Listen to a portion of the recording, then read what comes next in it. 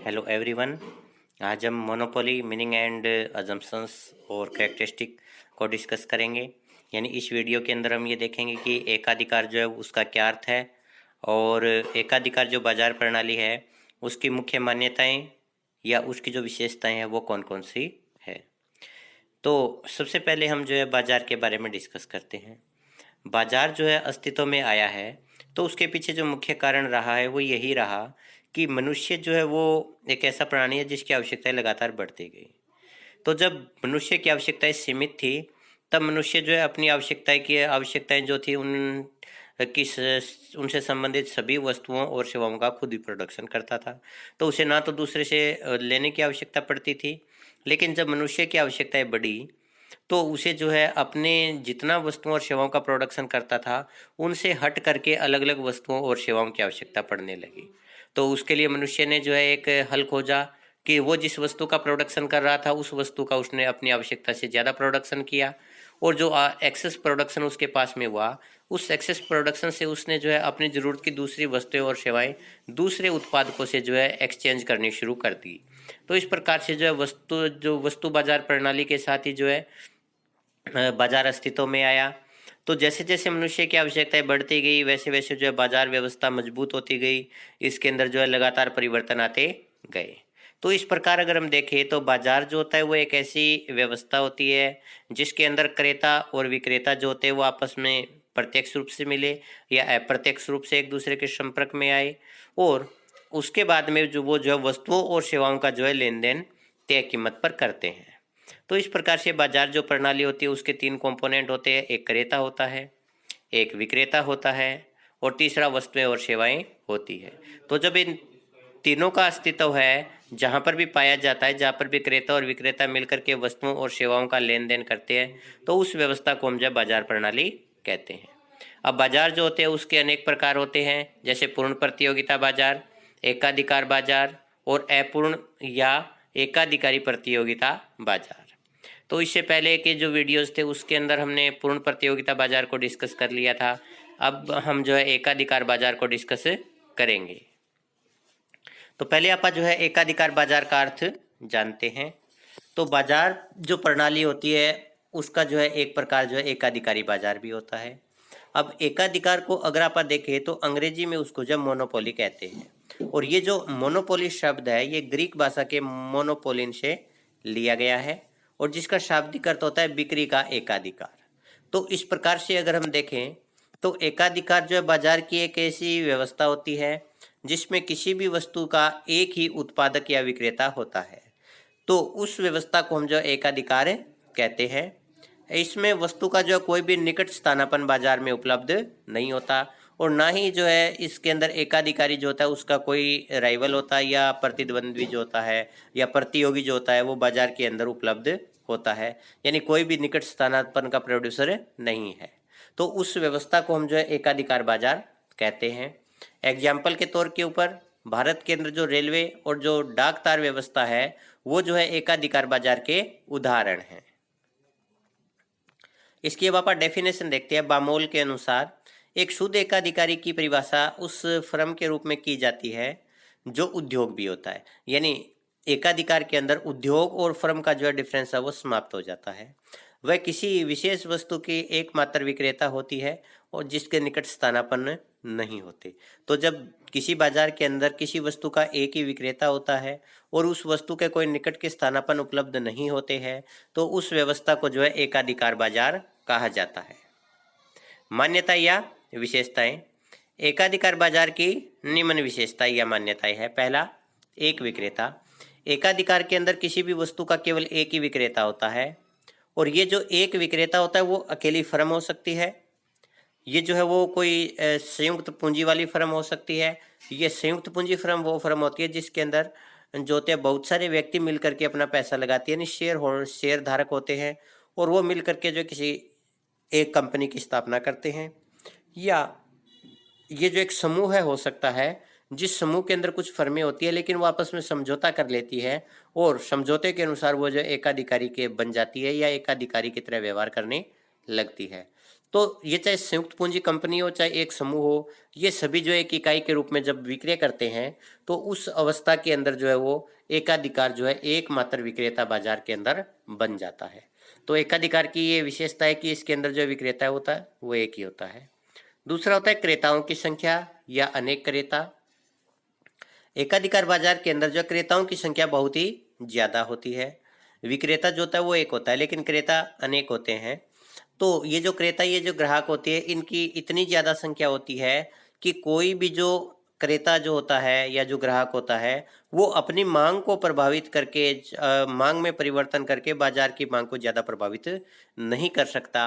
इसलिए एकाधिकार बाजार के अंदर जो कीमत तय की जाती है वो एकाधिकारी के द्वारा ही तय की जाती है। आगे फ्रमी उद्योग होता है। जैसा कि हमने शुरू में इसमें डिस्कस किया था कि ये जो एकाधिकारी बाजार होता है इसके अंदर फर्म और उद्योग जो होता है उसका अंतर समाप्त हो जाता है, क्योंकि फर्म जो है वो एक सिंगल यूनिट है जो कि किसी वस्तु का प्रोडक्शन करती है और उद्योग जो होता है फर्मों का समूह है होता है। लेकिन जब यहाँ पर फर्म है ही अकेली तो अपन जो है उसी को जो उद्योग कहेंगे। तो एकाधिकार के अंदर फर्म और उद्योग जो उसका डिफरेंस अपने आप समाप्त हो जाता है। जो फर्म है वही उद्योग है और जो उद्योग है वही फर्म है। आगे निकट स्थानापन्न का अभाव। एकाधिकारी बाजार के अंदर एकाधिकारी जिस वस्तु का उत्पादन करता है बाजार के अंदर उसका कोई निकट का स्थानापन्न जो उपलब्ध नहीं होता, और अगर बाजार के अंदर उसका निकट स्थानापन्न उपलब्ध होता है तो वो फिर जो एकाधिकारी नहीं रहता बल्कि एकाधिकारी प्रतियोगिता बाजार बन जाता है कि आपस में जो एकाधिकारी उनमें कंपटीशन होने लगता है। तो इसे मोनोपोली जो बाजार है वो समाप्त हो जाता है और मोनोपोलिस्टिक कंपटीशन है वो अस्तित्व में आ जाता है। तो जो बाजार होता है एकाधिकारी उसके अंदर जो है किसी भी निकट स्थानापन्न वस्तु की उपलब्धता बाजार में उपलब्ध नहीं होती है, और अगर ये उपलब्ध होती है तो उस समय जो है ये एकाधिकार है वो समाप्त हो जाता है। नेक्स्ट, कीमत पर नियंत्रण। अब एकाधिकार बाजार के अंदर जो ए उत्पादक होता है वो केवल एक होता है, इसलिए वह अपनी कीमत को नियंत्रित कर सकता है। अब कीमत को नियंत्रित करने का मतलब ये नहीं है कि वो अपनी मन मर्जी की कीमत लेने के बावजूद जितना चाहे उतना सामान बेच सकता है। उसके पास में दो ऑप्शन होते हैं कि अगर वो अधिक कीमत लेना चाहता है तो वो जो पूर्ति कम करेगा तो ही कीमत अधिक मिलेगी। ऐसा नहीं है कि भी कीमत भी ज़्यादा ले ले और सप्लाई भी अधिक कर दे, ऐसा नहीं हो सकता। तो अगर वो पूर्ति को कम कर देता है तो कीमत वो अधिक ले सकता है, और अगर एक प्रोड्यूसर जो होता है वो सप्लाई अधिक करना चाहता है तो कीमत है वो उसे कम करनी पड़ेगी, या कीमत है वो ऑटोमेटिक मांग वक्र के अनुसार कम हो जाएगी।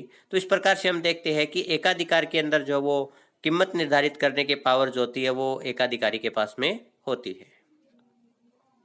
नेक्स्ट है कीमत विभेद संभव। कीमत विभेद जो होता है वो एक ऐसी अवस्था होती है बाजार की जिसके अंदर एक जो प्रोड्यूसर होता है वो अलग अलग व्यक्तियों से, अलग अलग ग्राहकों से अलग अलग कीमत वसूल कर सकता है।